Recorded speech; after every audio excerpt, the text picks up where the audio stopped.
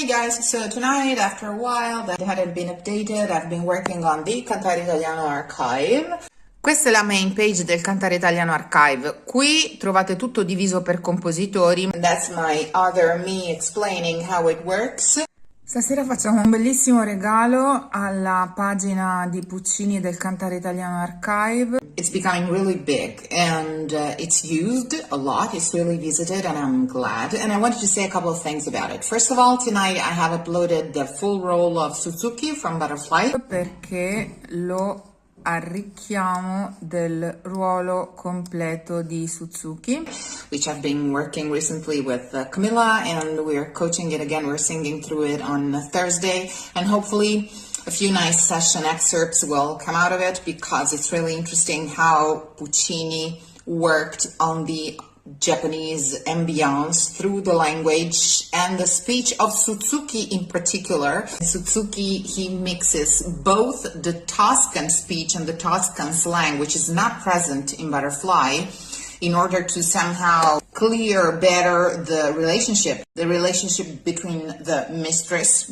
with whom Suzuki calls Signora, indeed, in spite of the fact that Butterfly is 15, and Suzuki is, I don't know. Suzuki is always deeply oppressed and overwhelmed whenever Butterfly is crying. She is constantly begging her not to cry, as if she was her mother somehow. She's deeply affected by Butterfly crying. Anyway, Suzuki is a weird mixture of Toscan slang, Toscan inflection in the vocabulary and in the lexicon, in the syntaxis, in the locutions is way more perceived in Suzuki than in anybody else, to stress her servant status, I want to say. But at the same time, Puccini characterizes her with a very chopped up and Japanese way to speak, way more than Butterfly. Butterfly is more lyric, maybe because she's more attendant, she's more prone to the American style, whereas Butterfly is more local, is more autochthon, I want to say, more genuine. Even the sound of signora is used in a very Japanese way. It's really peculiar. Hopefully from the Thursday sessions a lot of interesting things will come out. Really interesting the way Puccini worked. Also, for those of you who have followed my reading of the Puccinian epistolary, the Butterfly part was really amusing, because he's been in touch for a long time with this Japonese ministressa, with this minister, ambassador of Japan in Italy. They became personal friends. She went to visit him. He defined her simpaticamente brutta, but she was of great importance for Puccini in the writing, because she provided him with a lot of original Japanese traditional music that he took inspiration from in the writing. The Cantare Italiano ARKive is now about 65 hours of recordings with the Diction, enunciated and explained, of entire opera libretti, madrigals and art songs and encores, so there's a lot of stuff. Neapolitan repertoire, contemporary music. Now there's quite a lot of contemporary music as well. It's a unique thing, and it's free, and it'll stay free. For a while it's been part of my session plans. Who bought a session plan for a while could have a recording in advance, but I stopped doing that for two good reasons.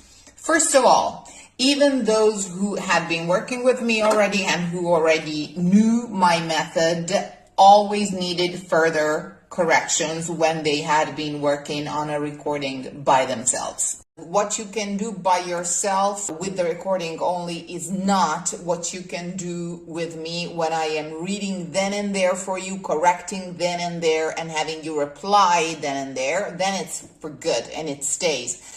And then also I usually send the recordings, the actual files, to the people I've made them for, whereas everybody else only finds them on the archive.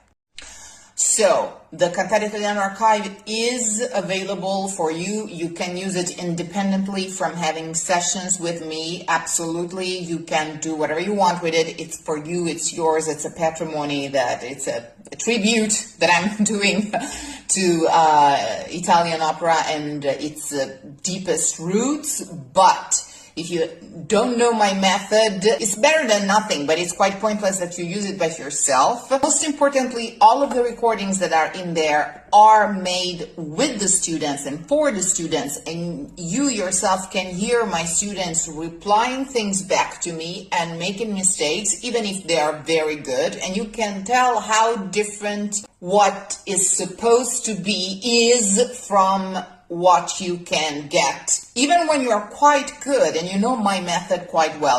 Last but not least, I want to say first, to be honest, and that would be a good reason to remove the archive altogether. When I am working the role with you, the fact that you make mistakes and that I have to repeat the same things over and over and find a great deal of tricks and escamotages to make you memorize and to make you sing through the role, that's when I learn. And when I learn the most important things that I've ever learned, that no one in no university of this world could have taught me, if not the endless, constant repetition of the pattern in the libretto, in the verse, in the writing. That's where I've learned. That's what I've made a job out of, that repetition. And in a way, I'm sorry that I cannot do it endlessly for every single role.